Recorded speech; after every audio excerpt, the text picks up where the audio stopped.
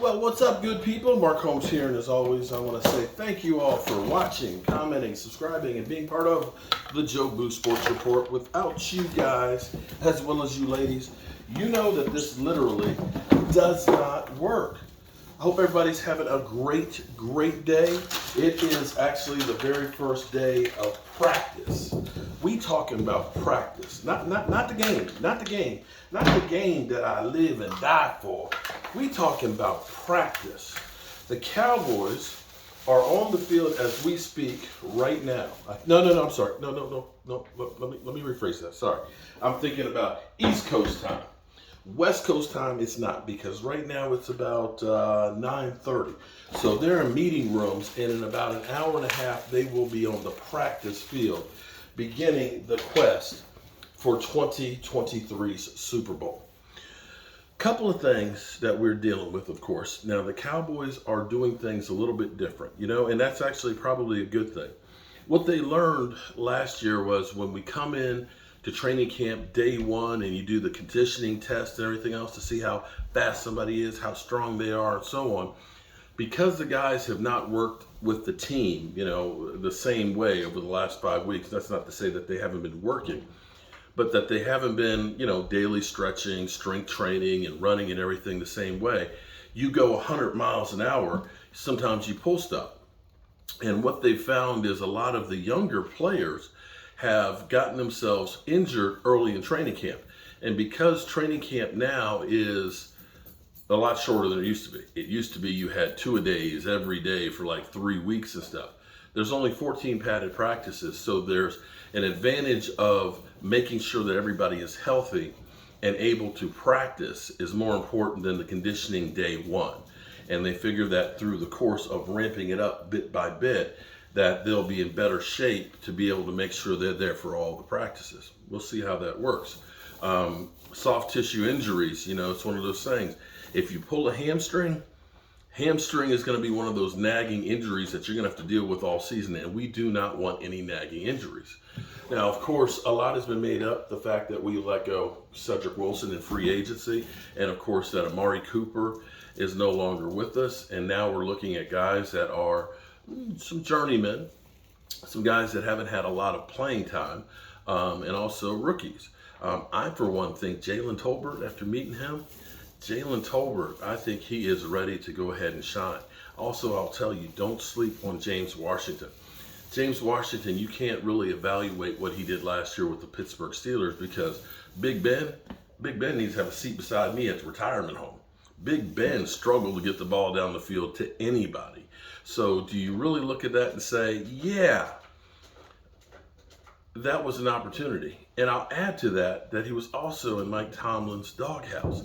So he didn't necessarily get the best opportunities. But when you look at him as a deep threat, he's much like Michael Gallup. In fact, the Cowboys were interested in getting him. So as we look at this and say, we're going to start the season probably without Michael Gallup, okay? The Cowboys, you know what they do. They always sell us a bill of goods, and they tell us that, they've been telling us from, before they signed Michael Gallup to the extension that he could be ready for week one. And the reality is an ACL is a 9 months to 12 months recovery period.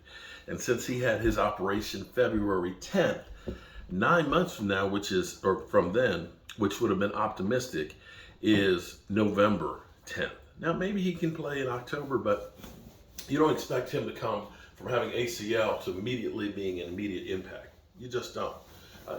So you have to look at it from the standpoint of saying, if we get anything out of Michael Gallup this year, then that's great.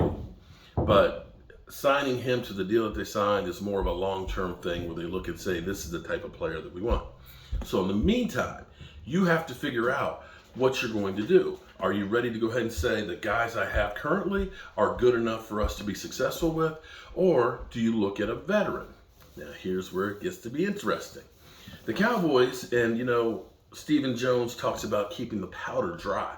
We might still sign people in, free agency, basically, maybe before the trade deadline was kind of the way he hinted, but more than anything else, I think he's just a money miser, just does not want to spend any money. Now, we've heard of players who've been interested in coming to the Dallas Cowboys. We know that Von Miller wanted to sign with the Cowboys. We know Bobby Wagner wanted to come to the Dallas Cowboys.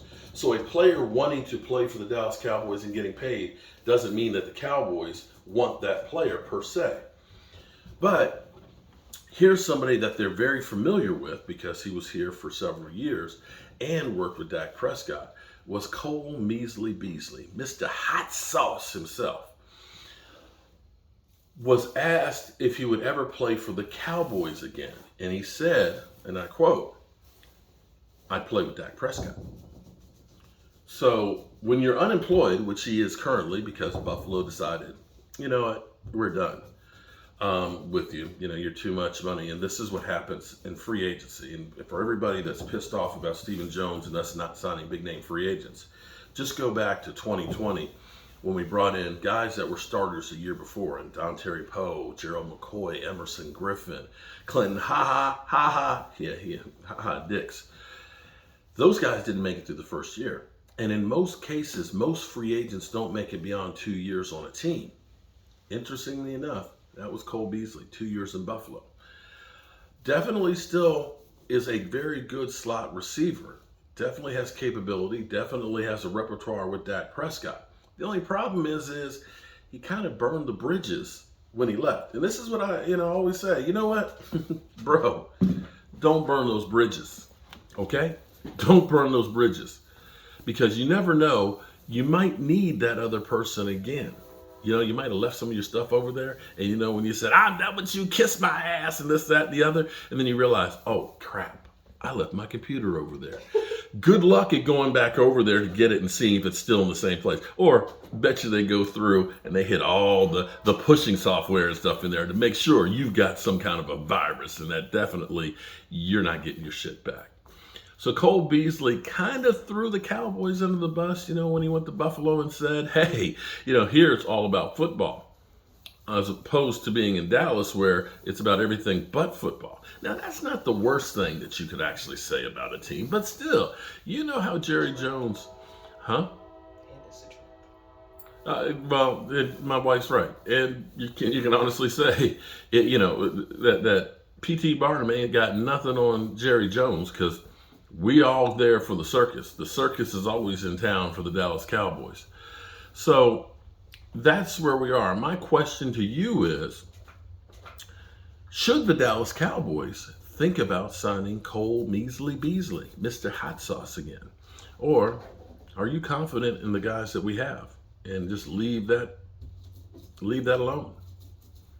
Inquiring minds want to know.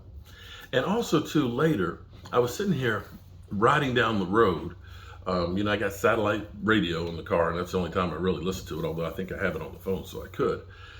I was listening to Skip and Shannon, and it's amazing because the show starts off at 9:30. For the first 30 minutes was all about the Dallas Cowboys. The first 30 minutes, and Mike McCarthy and so on, and then they rolled into, the Eagles and things like that. Now, I've got a drop the mic question to compare Dak Prescott and Jalen Hurts that I'm going to pose to you guys later. Because it's crazy that Skip Bayless is now talking about how much he trusts now Jalen Hurts more than Dak Prescott.